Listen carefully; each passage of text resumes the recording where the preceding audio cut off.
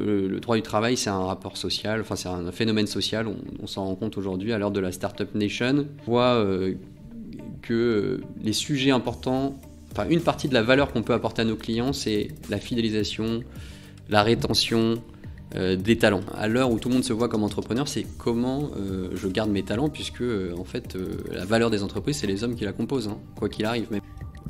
Bonjour à tous et bienvenue dans ce nouvel épisode d'Anomia. Je m'appelle Valentin Tonti-Bernard, j'ai décidé de créer ce podcast pour vous permettre de découvrir la vraie vie des avocats. Quelles sont leurs activités, quel est leur parcours, mais surtout, quel est leur business. Anomia, c'est un cabinet de conseil en stratégie exclusivement dédié au cabinet d'avocats. Notre objectif est de permettre aux avocats d'atteindre leurs ambitions en utilisant les méthodes de l'entreprise appliquées à la spécificité des cabinets d'avocats. Et concrètement, ce qu'on fait, c'est de la formation business, du coaching business ou encore des missions de conseil en stratégie. Aujourd'hui, dans ce nouvel épisode du podcast, j'ai le plaisir de vous faire découvrir ma conversation avec maître Thibaut Perrin. Ou plutôt Thibaut, parce que dans tout ce podcast, on s'est tutoyé. Thibaut vient de la mafia nancéenne. Il a réalisé sa faculté à Nancy et est ensuite parti à Paris pour exercer en droit social. Il est devenu associé au sein du cabinet Secret Valentin Zerouk, ou SVZ pour les intimes, depuis le 1er octobre 2022. Cet épisode est vraiment super intéressant. Thibaut nous livre sa vision du droit social, de ce qu'il fait en interne, du développement de clientèle et aussi plein d'autres choses. J'ai vraiment passé un super moment avec lui, mais je ne vous en dis pas plus et je vous laisse découvrir ma conversation avec maître Thibaut Perrin. Si vous aimez ce podcast, n'hésitez pas à le partager, à en parler autour de vous, à lui mettre un petit 5 étoiles sur Apple Podcast et à le commenter. C'est grâce à ça que nous pouvons continuer à vous donner du contenu gratuit et toujours de qualité. Bonne écoute! Eh bien écoute, bonjour Thibaut Perrin, je suis ravi de te recevoir aujourd'hui sur ce podcast. Ça me fait vraiment plaisir de te recevoir à double titre. Le premier titre, c'est que tu fais partie de la confrérie ou plutôt de la mafia nancéenne, de ceux qui ont suivi la fac de droit à Nancy. Et le deuxième titre, c'est parce que tu es quelqu'un de vachement sympa et que tu travailles dans un cabinet que j'aime beaucoup, qui est le cabinet SVZ à Paris. Bonjour Thibaut Perrin. Bonjour Valentin, merci de me recevoir, écoute, plaisir partagé. Super. Bon, alors du coup, dis-moi un petit peu qui tu étais avant de devenir avocat et pourquoi tu t'es lancé finalement en droit social à Paris. Alors, vaste question qui fait un peu peur en fait. Qui j'étais avant d'être avocat? J'étais un étudiant très classique, c'est-à-dire sans doute assez amoureux de la liberté qu'on nous avait octroyée à la faculté de droit de Nancy, la fameuse. Et puis, alors, à la base, je suis rentré à la fac de droit. Il y avait un dispositif qui existait à l'époque à la fac de droit de Nancy qui était une prépa Sciences Po intégrée en première année par Éric Germain. Donc je m'orientais plutôt vers du institution politique, droit public. Ça n'a pas fonctionné comme ça aurait dû fonctionner. Et puis bon an, mal an, je me suis posé plusieurs fois la question d'arrêter la fac de droit parce que c'était pas exactement... J'avais pas d'avocat dans mon... Je venais pas d'un monde de juriste du tout. Bon, j'en ai quelques-uns, mais vraiment, ça n'avait pas infusé dans mon éducation et dans ce que je voulais faire. J'avais pas du tout le mythe de l'avocat auxiliaire de justice. J'étais pas un amoureux des romans policiers ou des séries qu'on voit un petit peu partout maintenant. Et puis en fait, le hasard des rencontres, j'ai continué à faire du droit public quand même, en majeur. J'ai fait Erasmus, je suis parti en Angleterre, ça s'est super bien passé. Et puis à l'issue de mon master 1 de droit public, c'est ce que je te disais tout à l'heure, à l'issue de mon master 1 de droit public, j'ai fait un peu le bilan en me disant, bon, est-ce que tu veux faire du droit administratif ? Ou est-ce que tu veux faire de l'histoire du droit? Qu'est-ce que tu veux faire exactement? Et j'étais un peu le syndrome de l'animal sur la route avec les yeux dans les phares de la voiture en face, un peu inquiet en me disant franchement je ne sais pas, et c'est normal en fait, c'est absolument normal parce que j'avais 21 ans, donc en fait j'étais absolument pas prêt et j'avais rien vu de ce que allait être ma vie, et donc du coup j'ai fait le choix à l'issue de mon master 1 droit public de faire un master 1, de refaire un deuxième master 1 en fait, en droit de l'entreprise, ça s'appelait à l'époque, à Nancy toujours, en me disant, bon, maintenant que tu as fait le parcours droit public et que manifestement il n'y a pas une solution, une sortie, une issue qui te conviendrait vraiment par rapport à tes attentes, joue le jeu du droit privé un petit peu, parce que déjà à l'époque, il y avait quand même une espèce de... clivage. Non, puis surtout, il y avait une employabilité bien plus infirmée pour ce type de profil si tu voulais pas faire du droit administratif. Et puis par ailleurs, ma mère avait monté une société de service à la personne à la même époque, et je l'aidais un petit peu, et c'était les problématiques de droit social qui l'occupaient beaucoup. Et ça ne m'avait pas déplu de faire du droit du travail à Nancy à l'époque, en licence. C'était un des cours de droit privé que j'avais, j'en avais peu, mais j'avais celui-là notamment. Et donc j'ai fait ce Master 1 en essayant de m'investir un peu, en travaillant correctement, avec l'idée quand même de développer le droit du travail, en faisant ma matière un peu préférée, on va dire. Et puis j'ai découvert ce que je te disais aussi, le droit fiscal à cette occasion qui m'avait beaucoup plu, la manière en tout cas dont elle était enseignée. Et puis ça s'est pas trop mal passé pour moi. Je m'orientais assez naturellement vers le DGCE de Nancy, avec l'idée de faire le certificat de spécialisation en droit social. Et encore une fois, le hasard, j'ai postulé vraiment par hasard sans connaître, en même temps en me disant, bon, je vais postuler à Nancy, puis je vais postuler à Paris aussi par hasard. J'avais dû regarder un classement en me disant, je vais postuler au DPRT à Paris 2. Qui est le meilleur master en droit social de France. Ouais, en tout cas qu'il était à l'époque et qu'il est toujours aujourd'hui selon les classements, et qui est effectivement une super formation. Donc, mais c'était dossier papier, j'avais quand même fait l'effort, lettre de recommandation, etc. Donc j'avais monté le truc de manière sérieuse. Et puis j'ai été accepté. On a fait un oral là-bas quand même, qui s'est bien passé. Et donc assez naturellement, dans ma démarche en tout cas, assez naturellement, l'aboutissement de faire mon Master 2 à Paris, ce qui n'a jamais été dans mes plans à l'origine, s'est présenté à moi, et du coup c'était une nouvelle aventure, le déménagement à Paris, et ce Master 2 DPRT. Et du coup, une fois qu'on met par contre un orteil dans le DPRT, pour moi mes études presque étaient finies. Pour le coup, le master professionnel porte vraiment bien son nom, et c'est pas de la retape pour le master, et je pense que c'est pareil au DGCE à Nancy. Comme c'est une petite promotion et qu'on a des cours avec des professionnels, c'est pareil à Nancy, au DGCE et dans d'autres DGCE et dans d'autres Master 2, on est tout de suite le pied à l'étrier. À l'époque, le DPRT, on était en stage le lundi, on avait cours du mardi au samedi après-midi, donc c'était un peu douloureux. Quand on avait connu la liberté de la fac, ouais, c'était un peu douloureux, et ça faisait partie du process. Et puis on avait de longues périodes de stage aussi. Et puis en plus, quand on rentrait au DPRT, on nous donnait un stage en fait. On nous disait, voilà, toi tu peux aller à tel endroit ou tel endroit sans faire même d'entretien. Donc j'ai été pris chez Baker McKenzie à Paris, alors que je connaissais pas. Je connaissais ni le nom du cabinet, je le prononçais Baker à l'allemande. Non, c'était le hasard total. Et a posteriori, j'ai découvert en fait la chance qui m'avait été donnée. De pouvoir rentrer dans une grosse équipe en droit social à Paris, dans un cabinet de premier plan américain. Alors, pour refaire le point, le DPRT est vraiment un master qui est très très professionnalisant par rapport aux autres masters. Le stage tel qu'il existait au sein du DPRT n'a jamais existé au sein des masters type DGCE, etc., en tout cas de cette manière-là. Et je pense que c'est encore plus professionnalisant ton aventure, parce qu'en réalité, tu étais avec des professionnels qui étaient déjà à Paris, déjà en cabinet, déjà en direction des ressources humaines, déjà juriste en droit social au sein d'entreprise.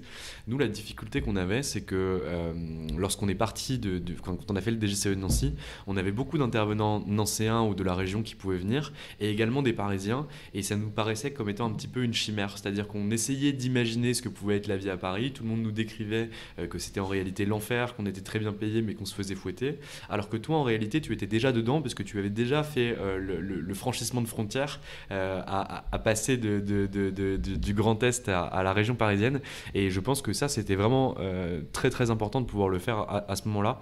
On en discutait avec des copains du DGCE qui sont tous partis, en tout cas pour la plupart, à Paris, et ils disaient qu'ils avaient vraiment découvert ce que c'était en y étant sur place, et donc je pense que toi du coup tu l'as eu vachement plus tôt que ce que nous on a pu avoir. Ouais, le changement de pied était immédiat, mais ça veut pas dire que c'était beaucoup. Alors ce qui était super, a posteriori quand même je me rends compte, c'est que le DPRT est dans le laboratoire de droit social, donc on est dans une espèce de bulle. Et ils ont réussi à maintenir ce pont entre le monde académique, parce qu'il y a le laboratoire avec les chercheurs, mais qui sont parfois d'anciens du DPRT ou alors du master recherche de social, et puis les gens du master, les étudiants, les nouvelles générations, et puis il y a des ponts avec des intervenants des anciennes générations et des anciennes promotions qui viennent. Donc ça c'était vraiment pas mal, et effectivement il y avait cette intensité, et puis surtout la qualité des interventions. Alors ça fait encore une fois, c'est vraiment pas de la langue de bois pour le coup, parce que par thème on avait vraiment des séminaires qui étaient au cordeau sur l'état de la jurisprudence, et en fait on avait de l'or, on nous donnait vraiment de l'or sur toutes les thématiques du droit social et du droit de la sécurité sociale pour être hyper sharp tout de suite. Donc en fait moi je suis arrivé en cabinet, c'était la loi du 20 août 2008 qui venait d'arriver. Les collaborateurs, je ne vais pas dire s'arracher les cheveux, mais quand on est les mains dedans et qu'on qu'on travaille, ça fait 15 ans qu'on fait du droit social et qu'il y a une énième réforme. Alors c'est l'histoire du droit social en France, mais la loi du 20 août, c'était quand même quelque chose à l'époque avec la logique de la représentativité qui changeait. Moi, je suis arrivé, c'était facile pour moi parce que j'étais vraiment dedans, j'étais au cœur du sujet. Et donc on sentait en plus en tant que qualité de stagiaire la plus-value qu'on pouvait avoir. Et c'était super gratifiant. Donc du coup, même pour les cabinets qui reçoivent les gens du DPRT, c'est aussi pour eux une source de compétences potentielles, de se dire, bon voilà, on a quelqu'un qui est au cœur des sujets. Et puis les avocats le disent, alors je sais pas si c'est vrai, parce que moi je l'ai jamais été, mais en tout cas ce qu'ils peuvent dire, c'est que les gens qui sont les plus formés et qui sont le plus à même du droit positif, ce sont les jeunes qui sortent d'études, parce qu'en réalité, ils ont tout qui leur a été prémâché, qui leur a été délivré de la sorte, et qu'après, en fait, le gap, il est plus compliqué à aller rechercher, parce que en fait, tu travailles au quotidien sur tes dossiers, tu n'as plus le temps de faire tout ce travail-là, de pouvoir te poser pendant 10 jours et essayer de comprendre une forme, de savoir ce qui se passe, parce que tu as ton flux tendu qui arrive. Exactement. Donc du coup, tu arrives chez Baker en 2008, c'est ça ? Ouais. Tu arrives chez Baker en 2008, tu es stagiaire. Ouais. Qu'est-ce que tu découvres ? Qu'est-ce que tu fais ? C'est quoi le métier d'avocat en droit social ? Alors là, je crois que j'ai vraiment un moment de panique. Non mais c'est vrai, je m'en souviens très bien parce que je sais pas si on commence le 1er septembre ou fin août, mais donc on commence le stage avant de rentrer au DPRT. Donc en fait ma première rencontre avec Paris et le métier, c'est mon maître de stage et l'équipe. Et en fait c'est incroyable parce que c'est une intensité de travail, c'est comprendre comment interagir dans le cabinet, ce qu'on attend de toi, l'amplitude des horaires, il y a plein de choses qui arrivent et puis je fais des recherches, mais je ne sais pas vraiment comment on fait au début. Et je me souviens que la première semaine, je me suis dit, je crois que ce n'est pas fait pour moi parce que je ne suis pas assez rigoureux. J'ai fait une erreur dans un dossier. Je me rendais pas malade, mais enfin si, pour le coup, j'étais vraiment dedans et j'ai vraiment eu vraiment très peur en me disant, je crois que ce n'est pas fait pour moi. Et puis en fait, c'est dingue, mais très vite, on progresse avec la bienveillance des gens autour. Mais c'est normal en fait de faire des erreurs. Tout le monde fait des erreurs, évidemment. Et il faut apprendre en fait ce métier. En fait, on ne peut pas le découvrir comme ça. Donc apprendre à être stagiaire, c'est une chose, apprendre à être collaborateur junior, apprendre à être collaborateur senior, apprendre à être counsel, c'est des compétences de soft skills et aussi de pure aussi de hard skills, mais il y a plein de choses à apprendre et donc ça s'est fait pas à pas en réalité. Et donc ce que je découvre, c'est un cabinet américain. Alors moi, j'avais fait quand même un semestre en Erasmus en Angleterre, mais j'étais pas du tout, je connaissais pas ce monde-là. Une équipe sympa, mais de la découverte aussi de ce que c'est les rapports de travail, aussi la pression des clients, les clients anglo-saxons aussi, qui sont parfois pas faciles, les relations avec le réseau aussi, d'autres partenaires, d'autres pays, s'adapter aux horaires, aux fuseaux horaires, etc. Donc c'était vraiment très intense. Mais bon, j'ai gardé super lien avec l'équipe là-bas et ça a été une super opportunité pour moi. J'ai continué donc du coup, alors j'ai fait 2 stages en réalité. Comme ça s'était bien passé mon premier stage là-bas. En fait, les 6 premiers mois on fait un stage et on peut faire un 2e stage ailleurs. Et donc je suis resté chez Baker. Ce qui a posteriori était pas une erreur, mais pas du tout d'ailleurs, parce que c'était super bien et ça m'a permis d'affermir plein de choses, mais c'est quand même bien de voir plein de structures, je pense. Et donc je suis resté. En parallèle, j'avais passé le CRFPA, donc début du DPRT. Je m'étais inscrit l'année d'avant en fait, et donc je l'ai eu dans la foulée de mon master, enfin dans la foulée, au tout début de mon master 2 en réalité. Donc j'étais déjà projeté sur ce truc de devenir avocat, et c'est aussi pour ça que chez Baker j'ai continué. Parce qu'ils savaient en fait d'une certaine manière que mon histoire, ça allait être de faire le FB et potentiellement de rester chez eux. Ce que j'ai fait d'ailleurs, puisque du coup, j'ai fait 1 an de collaboration chez Baker. Donc tu signes ta première collab chez Baker, tu as connu les 2 statuts chez Baker, c'est-à-dire même 3 statuts, un statut de stagiaire alternant, un statut de stagiaire tout court et un statut de collaborateur. Est-ce que tu as vu une évolution de ton passage de stagiaire à collaborateur au sein du cabinet ? Oui, il y a un gap quand même, auquel j'étais pas nécessaire. Alors franchement, la différence entre alternant ou stage Master 2 et le stage final, parce que c'est vrai que moi en fait j'ai fait 18 mois de stage en tout. un travailleur pas cher. Ouais, j'étais un peu rincé je crois à la fin. Mais même c'est peut-être plus psychologique d'ailleurs en fait, parce qu'on fonctionne souvent au projet, surtout quand on est jeune. Mais la différence entre les 2 types de stages, je ne l'ai pas senti, mais ça c'était plutôt bien parce qu'en fait en réalité ça veut dire que chez Baker et dans d'autres cabinets en fait on considère qu'un stagiaire c'est un stagiaire, qu'il soit FB ou pas, il fait ce qu'il sera capable de faire, mais donc on peut le mettre en responsabilité sur plein de sujets. Donc ça, il n'y avait pas de difficulté. Après, devenir collaborateur, ouais, c'était une marche quand même, et on a l'habitude de dire qu'au moins la première année de collaboration, c'est quand même un peu compliqué parce que même si on a été hyper autonome en qualité de stagiaire, quand on est collaborateur, in fine, les emails, la signature, la responsabilité, la gestion du client, c'est quand même nous. Et puis je pense que c'est une pression qu'on se met aussi. Et puis on peut se cacher derrière personne, alors que quand on est stagiaire, il y a quand même ce truc de se dire je suis en formation. Donc non, il y a une vraie différence. Il y a une vraie différence. Tu restes 1 an en collaboration, c'est-à-dire qu'au bout d'1 an tu pars ou tu te fais partir. Non, je pars. Tu vas pouvoir me dire, tu pars. Pourquoi tu pars et tu pars où? Alors pourquoi je pars? Parce que alors à l'époque chez Baker, il y avait le social n'était pas staffé sur le contentieux. L'équipe était que conseil pour des raisons historiques d'organisation du cabinet Baker McKenzie à Paris. C'était l'équipe contentieux qui faisait le contentieux social. Donc ils avaient 2 collaborateurs à l'époque qui ne faisaient que ça. Et ça a changé depuis, ce qui est très bien. Et donc moi j'avoue qu'une partie du sel de ce métier, ce que je pressentais parce que je ne le savais pas en réalité, c'était qu'une partie le sel de ce métier, c'était quand même la partie de plaidoirie, surtout en droit social. Donc ça me manquait, c'était vraiment un élément qui me manquait. Et puis par ailleurs, alors j'avais quand même réussi, à l'EFB à l'époque, il y avait un stage final, il y avait un PPI, c'est toujours le cas, et il y avait un stage en alternance aussi pendant les cours.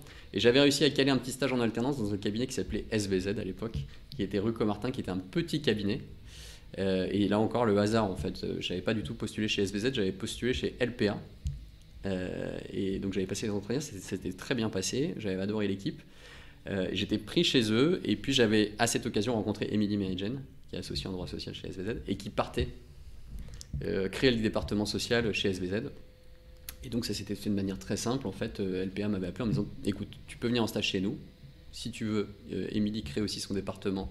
Elle serait ravie de t'avoir. Tu fais ton choix, il n'y aura aucune difficulté. Enfin, on t'en voudra pas. C'est 2 beaux projets, tu fais ce que tu veux. Parce que j'avais trouvé, c'était Karine Bézi qui m'a dit ça à l'époque. J'avais trouvé ça super parce que même en tant que stagiaire, on peut prendre la décision sans se dire mince, je fais un mauvais coup à l'un ou à l'autre. Et du coup, j'avais vraiment accroché humainement avec Émilie, donc je rejoins le cabinet SVZ, donc vraiment hasard total. Donc ça, c'est avant même d'aller chez Baker? Ouais. Okay. Je fais ce stage, ça se passe très bien, j'adore. Je découvre un peu le contentieux par son biais. Je découvre ce que c'est une petite structure française avec des typologies de clients différents, puisque chez Baker, on avait des conglomérats miniers australiens, des marchands d'armes américains, des manufacturiers, voilà, on avait les Facebook, les Apple, des gens qui se soucient en plus beaucoup du droit social. Ouais, alors en plus, ouais, c'est des problématiques qui étaient en plus parfois microscopiques par rapport au sujet, mais c'est voilà, leur objectif de cette firme, c'est d'avoir des multinationales avec un niveau de réponse identique dans tous les bureaux, qu'on soit à Abu Dhabi, à Paris ou à Amsterdam. Très clair. Du coup, bon, j'avais ce truc, je me suis dit que c'était quand même une bonne expérience. Chez Baker, ça se passait bien, mais j'avoue que je ne me sentais pas avocat comme ce que j'avais pu percevoir chez SVZ. Et du coup, bon, quand Émilie m'a appelé en me disant je recrute, j'ai besoin de quelqu'un, bon, j'ai dit non, mais écoute, je commence ma collab, je vais rester. Et puis on s'est revu, le truc a traîné, ça a infusé dans ma tête. Et puis à un moment donné, j'étais prêt. Au bout d'1 an, je me suis dit écoute, je crois que il y a vraiment cette question du contentieux qui est importante pour moi. Et donc, bon, je suis parti de chez Baker en leur expliquant que le projet pour moi c'était un autre type de structure et que je me voyais pas rester, quoi, tout simplement. Donc tu arrives chez SVZ en quelle année? J'arrive chez SVZ en 2012. Donc il y a 10 ans. Ouais. Donc, Baker & McKenzie, SVZ. Ouais. J'ai une première question par rapport à ça. Alors, je connais les niveaux de REM actuels de Baker, je ne les connais pas de façon historique, mais je suppose, peut-être à tort, que le niveau de rémunération chez SVZ était inférieur, peut-être même bien inférieur à ce que tu pouvais avoir chez Baker. Déjà, est-ce que c'était le cas? Oui. Et si oui, comment tu acceptes ça dans ton esprit? Parce qu'il y a beaucoup de collaborateurs qui disent j'ai envie de me barrer de ces structures-là, etc. pour aller dans d'autres cabinets. Mais t'imagines, je perds 20 000 ou 30 000 de REM annuels. Comment toi t'as fait ce switch? Je pense que c'est aussi une question personnelle de son rapport à l'argent, de ses charges aussi du moment. Moi j'étais étudiant, je considérais que j'allais très bien ma vie. Mais finalement je pouvais pas vraiment en profiter. Ouais. Donc il y avait ça dans la réflexion aussi. Et puis chez SVZ, certes je perdais en rémunération, mais il y avait un autre projet qui était entrepreneurial, qui était intéressant. En fait on en parle tout le temps, mais c'est la question du sens qu'on donne à son métier, à son projet professionnel. Donc ça n'a pas été très compliqué en fait de prendre la décision, pas du tout même. Ok, et donc qu'est-ce qu'elle te vend, Émilie, comme projet? Elle me vend le fait Je de... l'appelle Émilie comme c'était ma pote. Non, mais je pense qu'elle serait ravie. Elle me vend quelque chose d'assez simple qui est de me dire tu n'as pas fait de contentieux, tu pourras en faire. J'ai une typologie de clients de gros industriels, d'institutionnels, mais aussi de start-up ou d'entreprises plutôt PME, TI. Je fais du conseil et du contentieux en droit de la sécurité sociale et en droit social. Je fais des plans de sauvegarde de l'emploi. En gros, elle avait une activité hyper diversifiée, ce qui était super. Je savais que j'allais perdre un peu sur la partie anglo-saxon en anglais, parce que chez Baker, c'était très majoritairement en anglais. Ça ne me posait pas de problème du tout. C'était un choix à faire. On ne peut pas gagner sur tous les aspects. L'argent du beurre, le cul de la crème. Exactement. Donc du coup, bon, voilà. Et je me suis pas trompé sur cet aspect-là, parce qu'en gros, très vite, j'étais sur des contentieux de la faute inexcusable, par exemple, et en même temps des problématiques assez avancées sur du droit du travail pur. Donc il y avait cet aspect-là technique, purement technique, et puis il y avait le fait de rejoindre un cabinet assez bienveillant, à taille humaine, avec surtout une boss avec qui je pouvais parler de tout en fait, et donc être très à l'aise sur plein de sujets, quoi. Donc finalement, elle arrive à te faire venir en jouant sur ce qui va être pertinent pour toi, c'est-à-dire la diversité des dossiers et des questions que tu vas pouvoir traiter, le contentieux que tu n'avais pas chez Baker et que tu vas pouvoir trouver. Et tu as parlé au départ de l'aventure entrepreneuriale aussi et finalement du développement que tu allais pouvoir faire. Est-ce qu'elle te vend le fait que tu vas pouvoir développer ab initio?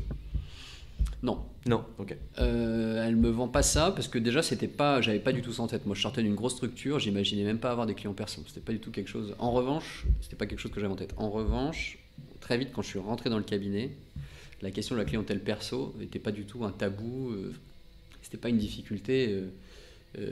En fait, le cabinet avait été créé par des anciens de chez Wilkie et Gide, qui avaient lancé le cabinet très jeune et qui avaient tous une clientèle personnelle, et tous les associés qui sont arrivés avaient tous une clientèle personnelle. Ils avaient tous été collab avant, enfin tout le monde comprenait cette problématique-là, et donc en fait ils n'allaient pas être rétifs, alors qu'eux-mêmes avaient bénéficié, avaient eux-mêmes mis en place ça pour se développer. Donc ça n'a jamais été un tabou, et je crois que ça ne l'est toujours pas. Et heureusement d'ailleurs, au contraire, on pousse là-dessus, parce qu'on considère, à raison, je pense, que ça fait de meilleurs professionnels, que ça développe plein de choses, et notamment la gestion de la relation client. Ça, c'est pas quelque chose qui m'a été vendu, mais c'est quelque chose que j'ai réalisé sur place et que je pressentais en fait. Voilà. Mais j'ai l'impression, alors là du coup, pas de démagogie non plus de ma part, j'ai l'impression que c'est vraiment l'ADN de votre cabinet, puisque vous devez être proportionnellement l'un des cabinets dont les collaborateurs viennent d'eux-mêmes, d'ailleurs sans que vous le sachiez, se former sur du développement de clientèle, alors qu'ils restent au sein du cabinet et que leur velléité n'est pas de créer un cabinet. C'est vraiment pour apprendre à mieux développer leur clientèle perso, etc. Donc à mon avis, ça doit vraiment ruisseler au sein du cabinet, cette culture entrepreneuriale, parce que tous les collaborateurs le comprennent. Et j'ai rarement vu ça dans un cabinet d'avocat. Eh ben, écoute, tu me l'apprends, mais ça ne m'étonne pas. Moi, c'est quelque chose pour lequel je suis très content à titre personnel, parce que je pense que c'est aussi l'intérêt de ce métier. Enfin, chacun, en fait, ce métier est riche parce qu'il y a plein de choses à faire. Si on veut être prof, si on veut faire de la doctrine, si on veut être un super technicien, si on veut faire que du contentieux, si on veut être rainmaker et faire que du transactionnel, on peut le faire. Si on veut faire tout un petit peu, on peut le faire. Et l'un des intérêts de ce métier aussi, je trouve, c'est cette capacité. Alors, moi, je l'avais toujours considéré comme aussi une idée de se dire que le contrat de collaboration, il y a une ambiguïté quand même, c'est que on prête sa force de travail à un cabinet qui va nous abreuver en dossier et qui va nous former aussi, mais à un moment donné, parfois les courbes se croisent, l'intérêt n'est plus partagé, et c'est tout à fait normal. Et donc il faut se préparer à ce moment-là, parce que tous les collaborateurs ne peuvent pas être associés, et puis tous les collaborateurs n'ont pas envie d'être associés, et puis les collaborateurs peuvent être associés ailleurs. Et donc le développement de la clientèle personnelle, c'est aussi le principe de réalité, c'est de se dire demain, comment je travaille, où je travaille, qu'est-ce que j'ai envie de faire, quelle clientèle j'ai envie d'adresser, quelle pratique j'ai envie de développer, de niche ou pas. Peut-être d'ailleurs que je me suis formé en social, mais ce qui m'intéresse en fait, c'est le droit dans le métavers. Je dis ça, mais tu vois. Ou le droit des robots dans l'espace, j'en sais rien. Donc de toute façon, je pense qu'il y a le principe de réalité qui nécessite que si le contrat de collaboration a du sens, c'est parce qu'il faut qu'il y ait quand même les deux choses, c'est-à-dire fournir du travail à ses collaborateurs, c'est quand même un terme plus adapté qu'abreuver, mais aussi que voilà, il y a capacité pour les collaborateurs à développer à côté un fonds de clientèle, à mon avis. Et moi, je suis content à titre personnel, tu vois, que ce que tu me dises ça, parce que ce qu'on constate aussi, c'est que les collaborateurs qui nous quittent, ils partent toujours pour créer leur cabinet. Et donc, ça veut dire effectivement il y a une forme d'engagement, à mon avis, contrairement à ce qu'on pourrait croire, c'est presque contre-intuitif, mais le fait que les collaborateurs aient une clientèle personnelle, ça les pousse à comprendre aussi certains enjeux de relations clients, et donc en fait, de manière paradoxale, leur engagement client vis-à-vis de ceux du cabinet est en fait démultiplié, puisqu'ils se mettent à la place de leurs propres clients. Là où on pourrait se dire, non, en fait, ils vont moins bien traiter les clients du cabinet parce qu'ils ont leurs propres clients. Non, ça arrive dans des situations où, en fait, finalement, l'histoire est déjà finie. Je vais t'inviter plus souvent, toi. Non, mais c'est vrai, je partage totalement le point. Et pour revenir à ce que tu disais au préalable, en réalité, pour un collaborateur, il y a 4 possibilités. Soit il décide d'arrêter la profession et de faire autre chose. Ça, malheureusement, on ne peut pas y faire grand-chose lorsque c'est pour des bonnes raisons. Soit il décide de devenir associé au sein de sa structure et il lui faut de la clientèle perso. Soit il décide d'être associé au sein d'une autre structure et il lui faut de la clientèle perso. Soit il décide de s'installer et il lui faut de la clientèle perso. Donc la pierre angulaire de ce métier, pour conserver l'indépendance et pouvoir évoluer au sein de ce métier, c'est d'être en capacité de pouvoir drainer du chiffre d'affaires. À partir du moment où on n'est pas en capacité de pouvoir le faire, il existe des structures dans lesquelles c'est le cas, où on va former des purs techniciens, on va suivre des purs techniciens, etc. Mais en réalité, vous êtes dépendant des autres. Je ne sais pas si tu partages ce point-là, mais... Non, je suis tout à fait d'accord. Et après, il faut juste trouver les conditions qui permettent en fait que la collaboration se passe bien. Parce que quand je te dis ça, c'est modulo le fait qu'en fait le cabinet, à la base, enfin la mission principale, c'est en fait que les collaborateurs délivrent et que ce soit intéressant et que voilà. Et derrière, effectivement, c'est parce qu'en fait c'est compliqué aussi. On l'a tous vécu, le fait d'avoir des clients et en fait on les traite le soir et le week-end parce que en fait ça fait partie du contrat aussi de collaboration en l'occurrence. On te laisse développer ta clientèle personnelle et bénéficier des outils par exemple, de plein de choses, mais il faut que les clients du cabinet passent d'abord nécessairement. Et c'est au moment où tu constates que tes propres clients sont moins bien traités et que tu as des velléités d'aller ailleurs que tu prends ta décision. Et voilà. Mais voilà, il faut d'abord qu'il y ait ce cheminement-là. Et à mon avis, c'est la seule solution. Enfin, c'est la meilleure solution, je pense. Alors après, je ne veux pas faire de grandes phrases, mais le contrat de collaboration, pour qu'il soit gagnant-gagnant, c'est ça l'idée, je pense. C'est vraiment comprendre que on est visible sur des dossiers, on est formé, on rencontre des gens, on apprend plein de choses. Et c'est ça l'intérêt de ce contrat de collaboration. C'est ce qui différencie ça d'un contrat de travail salarié avec un lien de subordination. Je partage. Est-ce que tu peux, on revient en 2012, donc tu arrives à bosser avec Émilie au sein du cabinet, tu commences à traiter sur des dossiers qui sont beaucoup plus diversifiés de ce que tu avais chez Baker. On arrête les conglomérats de miniers australiens et on passe beaucoup plus à des clients de tout type. Tu goûtes au contentieux, tu goûtes aussi à d'autres choses. Comment tu évolues au sein de ce cabinet, parce que ça fait 10 ans que tu y es. Qu'est-ce que tu as eu comme grandes étapes chez SVZ ? Je vais juste rectifier pour Baker, parce qu'après, je sais que j'aurai des messages après. C'était aussi très diversifié sur le droit social. D'accord.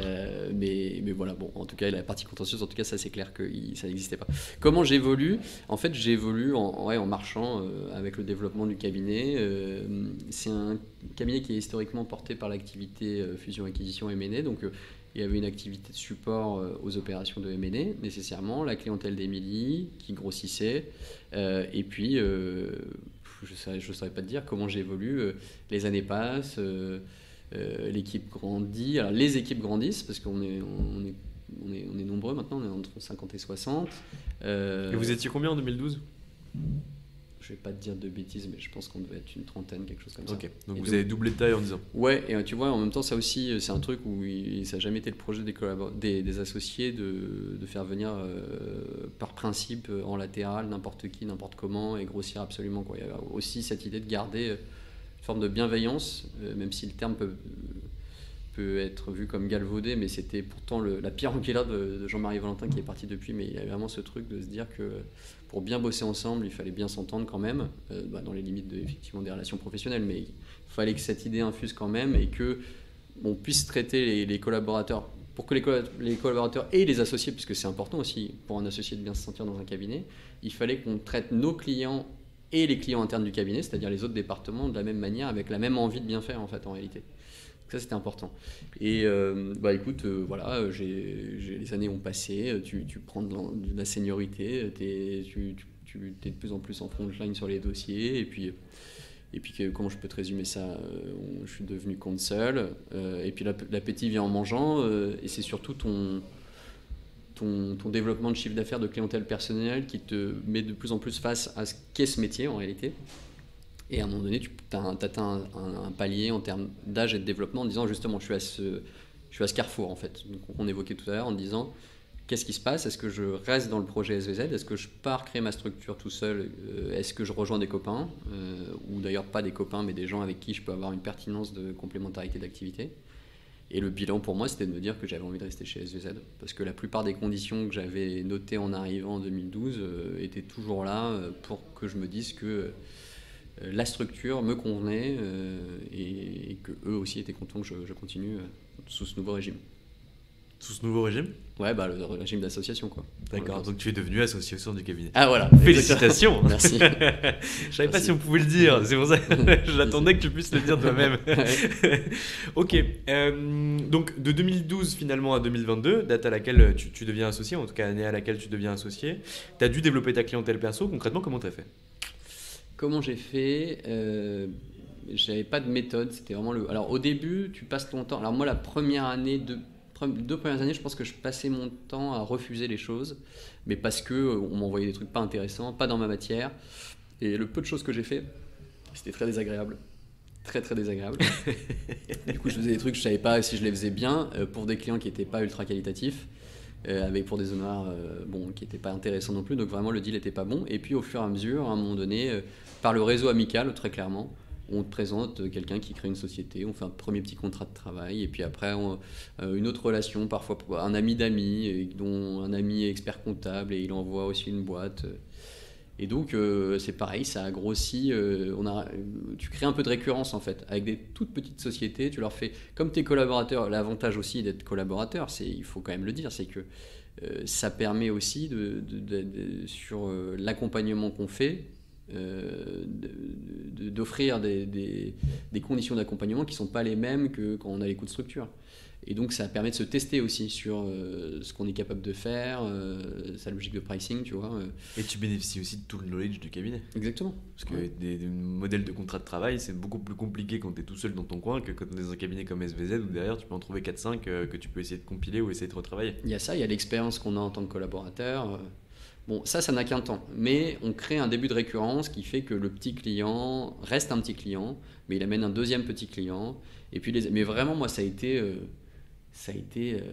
tout petit pendant 4-5 ans, mais à chaque fois ça augmentait, mais un petit peu. Et puis on avait un client de plus, et puis il y a un client qu'on a eu il y a 2 ans et qui ne revient plus, et puis au bout de 3 ans, il nous sollicite un peu parce que en fait, cette petite clientèle, elle vivotait parce que, on ne la développe pas en réalité, on la traite au coup par coup en fonction des besoins. Et puis en fait on peut être recommandé, mais si on n'est pas acteur pour la recommandation, c'est un peu compliqué quand même. Et, les gens, ils ont leur activité, ils n'ont pas que ça à faire de recommander un avocat en droit social en plus. Donc voilà, c'est pareil, c'est vraiment c'est un temps long, je trouve, mais c'est intéressant aussi de gérer, de voir les boîtes grandir. Et puis du coup, moi, de ces clients perso que j'ai eu à partir de 2013, je pense, j'ai beaucoup de sociétés qui sont toujours mes clients aujourd'hui, avec lesquelles je travaille beaucoup. Il y en a qui étaient trop gros pour toi et que tu as souhaité apporter au cabinet ? Ouais, il y en a eu 1 ou 2. Ouais. Et alors ça s'est passé comment ? Parce que c'est une frustration de beaucoup des collaborateurs, de dire ouais mais j'ai un client mais il n'y a pas de politique qui est claire en interne, si je l'apporte, est-ce que je vais garder la relation client ? Est-ce que je vais avoir une rémunération d'apport d'affaires qui va pouvoir être réalisée ? Est-ce que toi c'est des réflexions que tu as eues, des peurs que tu as eues au départ ou pas du tout ? Si, ouais. Et d'ailleurs c'est tout à fait normal de l'avoir, je trouve. Ce serait anormal de ne pas l'avoir parce qu'en fait on est dans une logique de construction de carrière, donc cette carrière elle peut être à l'intérieur du cabinet, mais c'est aussi effectivement son fonds de clientèle. Et alors ça dépend en fait, ça dépend du dossier. Est-ce qu'on est dans le pur apport d'affaires ou est-ce qu'on est le traitant et qu'on a la relation Et là-dessus, alors je peux pas généraliser, mais me concernant, il n'y a jamais eu d'ambiguïté. Il y avait cette idée que c'était moi l'interlocuteur, j'allais même jusqu'à signer des factures pour le cabinet, mais en même temps on ne peut pas aussi demander au cabinet de prendre le dossier et donc d'organiser le temps du cabinet pour traiter ce client et en récolter les fruits entre guillemets. Par contre la relation client était toujours là et puis on en tenait compte évidemment dans notre pertinence de collaborateur. Donc en fait, quelqu'un qui facture beaucoup d'heures et ou qui aussi est développeur d'affaires, nécessairement c'est pris en compte.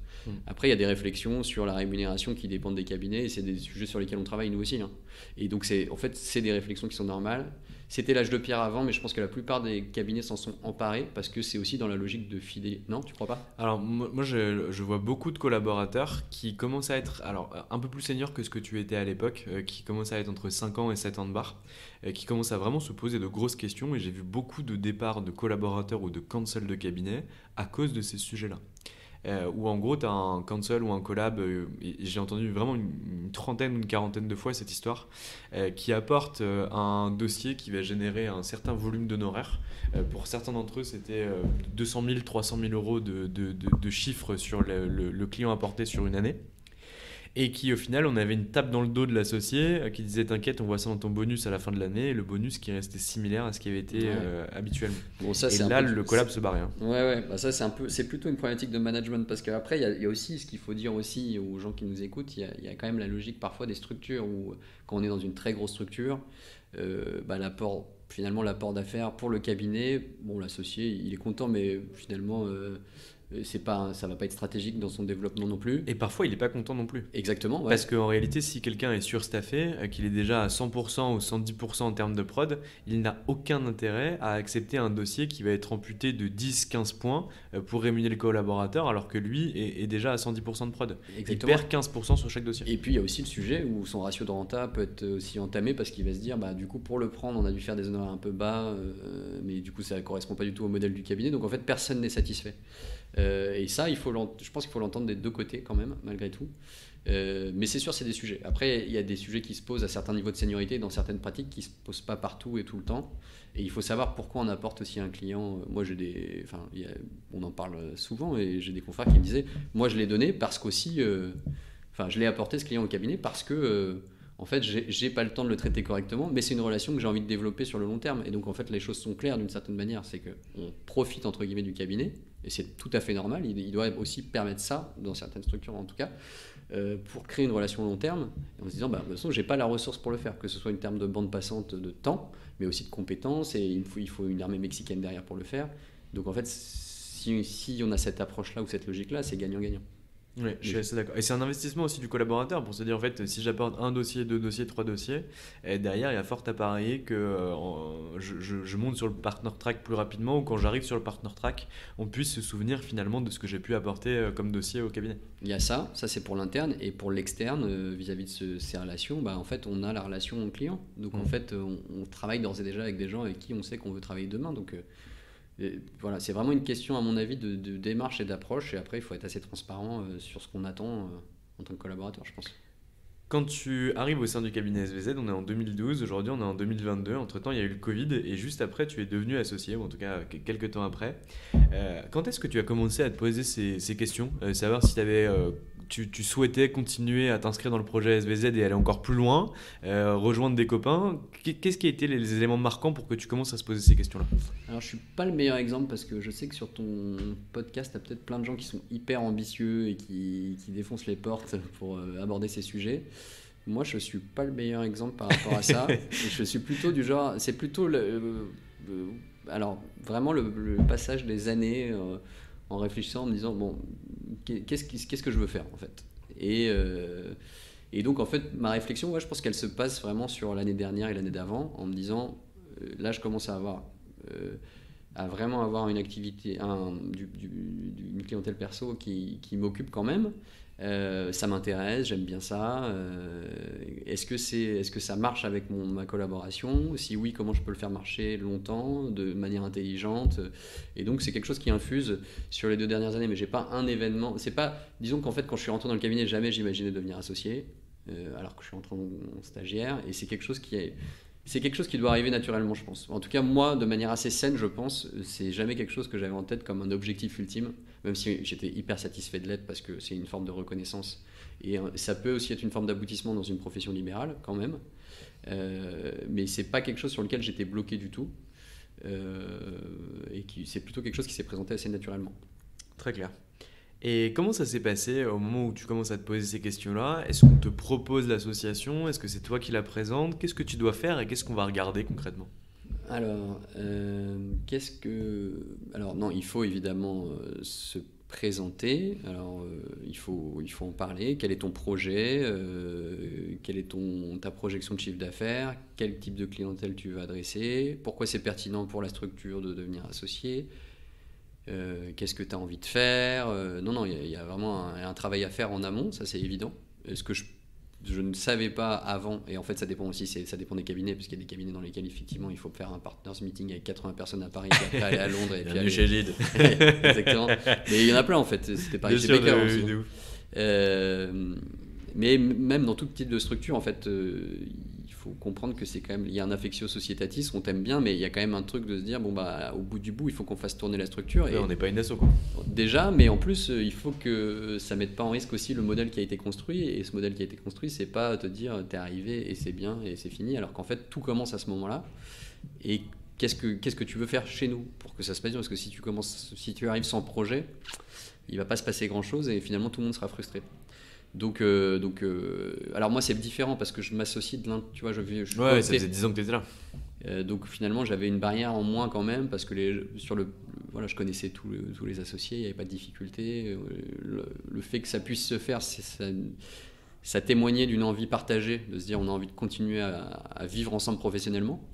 Et après, mais est-ce que les conditions économiques et financières sont remplies? Si oui, comment? Comment tu vois les choses, etc. Donc il y avait un petit travail à faire quand même. On m'a pas tapé dans le dos en me disant c'est bon.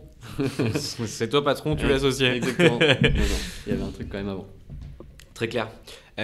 Thibaut, on arrive à la fin de l'entretien. J'ai encore quand même quelques questions à te poser, donc je vais essayer d'accélérer un petit peu. Tu viens de devenir associé. Tu es devenu associé quand exactement? Au 1er octobre. Au 1er octobre, donc c'est encore tout frais. C'est quoi tes projets? C'est quoi l'ambition? Et quel est le projet que vous vous êtes vendu mutuellement avec SVZ?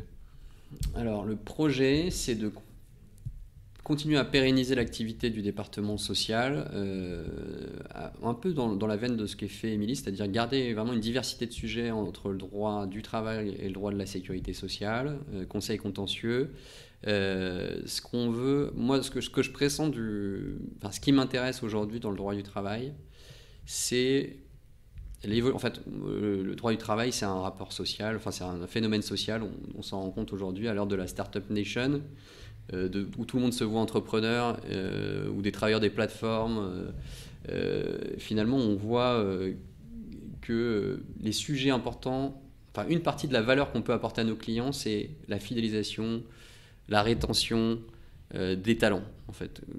Tu sais, on a beaucoup parlé du Big Quit, et c'est pas un angle mort du social, mais c'est un point sur lequel on est ultra sollicité aujourd'hui, et je pense que c'est vraiment un facteur différenciant pour nous, c'est de se dire, indépendamment de la question de la conformité, tu sais, le droit du travail, c'est un droit ouvrier à l'origine, c'est vraiment le produit de lutte sociale à l'époque du capitalisme fordiste, productiviste, dans lequel en fait il fallait une protection minimale de la partie faible. Et puis en fait, à l'aune de ce qu'on voit aujourd'hui de l'évolution de l'économie de marché qu'on voit aujourd'hui, on a presque un retour avec les travailleurs des plateformes qui serait un retour à la rémunération à la tâche. On a une mutation sur une économie de service, donc on n'est plus dans une logique industrielle, en majorité en tout cas, parce qu'il y a quand même une grosse activité industrielle qui perdure.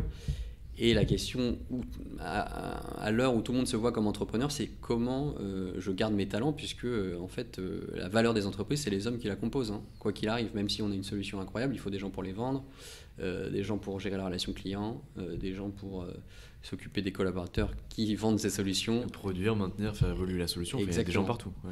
Et sauf que comme tout le monde peut se voir comme un entrepreneur potentiellement, il y a énormément de mutations à l'œuvre aujourd'hui dans le droit du travail, et je pense qu'une partie de la réponse, c'est notre capacité à trouver les solutions pour donner du confort à nos clients sur la rétention, la fidélisation, l'onboarding, le recrutement, pour créer un cadre en fait sexy et ou sécurisant à nos clients, indépendamment de la question de la pure conformité compliance qu'on peut connaître. Donc en réalité, ce serait utiliser le droit social, qui peut être vu comme un droit entre guillemets de conformité, de protection de la partie faible, non plus de cette manière-là, mais l'utiliser vraiment comme un levier de rétention et d'acquisition de talents pour les entreprises. Ouais, en tout cas, ce qu'on constate, c'est que c'est une vraie demande. Et de se dire que, en fait, ça peut être un outil. Alors, on l'avait beaucoup vendu à l'époque sur. Ce qui était souvent dit, c'est que ça peut être un outil. L'ingénierie sociale peut créer énormément de choses, notamment sous l'angle de la durée du travail, mais il y a énormément de choses à faire là-dessus. Et c'est effectivement, je pense, un facteur de différenciation, parce que le salaire ne suffit plus, que les modalités de travail évoluent, que le numérique impose des nouveaux sujets, et il reste quand même la question de la conformité. Il y a la question des risques psychosociaux qui est hyper importante et qui nous occupe beaucoup. Mais ma vision, c'est vraiment celle-là, en tout cas, c'est que je pense il y a vraiment quelque chose à faire vis-à-vis du marché sur cette question d'apport de valeur sur ces questions. Et donc, pour le cabinet en général, c'est continuer à développer notre activité en conseiller contentieux pour tous nos clients et ceux avec qui on arrivera à travailler. Très chouette. En tout cas, c'est une belle proposition de valeur et c'est un très beau projet. Est-ce que tu as un souvenir qui t'a marqué de façon positive ou négative que tu as vécu dans ta carrière d'avocat jusqu'alors? Je sais pas, la première fois que tu es parti, je parle beaucoup pour te laisser le temps de réfléchir. La première fois que tu es parti à un contentieux où tu as fait une énorme boulette, la première fois où tu as eu ton client perso, où tu étais super content, une super décision que tu as pu obtenir, un super retour d'un chef d'entreprise ou d'un particulier qui t'a dit que tu l'avais vraiment aidé. Est-ce que tu as un souvenir à nous livrer? Alors j'ai un souvenir. Et j'ai un souvenir qui vient de me venir comme ça. Et attends, je regarde si je peux. Oui, je pense que c'est bon. Il y a prescription. C'était pour un groupe chimique, pétrochimique, qui a été racheté par un fonds d'investissement. Et c'était des financiers aux manettes. Lui était allemand, je pense. Bon, bref, il y avait une procédure de licenciement d'un salarié protégé. Il y avait eu un refus. Nous, on était arrivés en cours de dossier. Il y avait eu un refus d'autorisation et donc je devais assister cette personne devant la directe. À l'époque, ça s'appelait d'ailleurs pas la directe, c'était la DDTEFP. Bon, bref. Et donc, cette personne qui était un financier, qui était toujours entre deux jets, qui avait un chauffeur, était arrivé. Je lui ai dit, il faut peut-être. Il était avec son chauffeur privé, sa voiture vitre teintée. Je lui ai dit, il faut peut-être se garer un peu plus loin quand même. Non, c'est lui qui avait dit ça d'ailleurs. On va s'arrêter un peu plus loin. On avait fait un brief avant et il était venu avec un traducteur et en fait c'était absolument incroyable quand j'y pense. C'était vraiment deux mondes qui se rencontraient. Pour le coup, on était dans les bureaux de la directe et on faisait la traduction. Monsieur X dit que.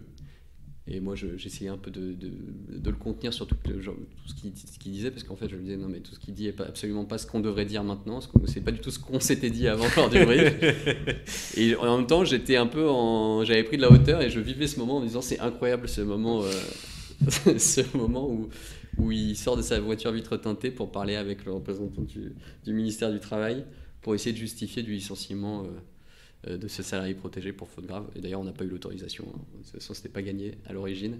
Et c'était vraiment deux mondes qui se rencontraient. Et c'était ça. Et il y a quand même un bon côté quand même, c'est que malgré toutes les tours d'ivoire qu'on met, ou qu'on peut constater dans la vie de tous les jours, l'administration reste forte parfois sur les dispositifs qu'elle met en œuvre. Et donc, en l'occurrence, là, c'était le droit à l'épreuve, le droit réel. Et ben, c'était d'aller dans cette sous-préfecture d'Île-de-France avec cette personne qui venait directement du Bourget avec son chauffeur privé, mais malgré tout il avait dû s'y plier avec sa grosse roro au poignet.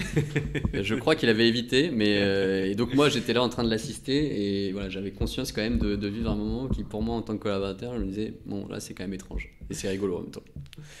Thibaut, je te remercie pour le temps que tu m'as accordé et le moment qu'on a passé ensemble. Je passais un super moment où on a refait finalement la conception du droit social et je trouve que c'est assez chouette, même si techniquement j'ai pas du tout le niveau, mais en tout cas il y a quelques trucs que j'ai compris et que je retire.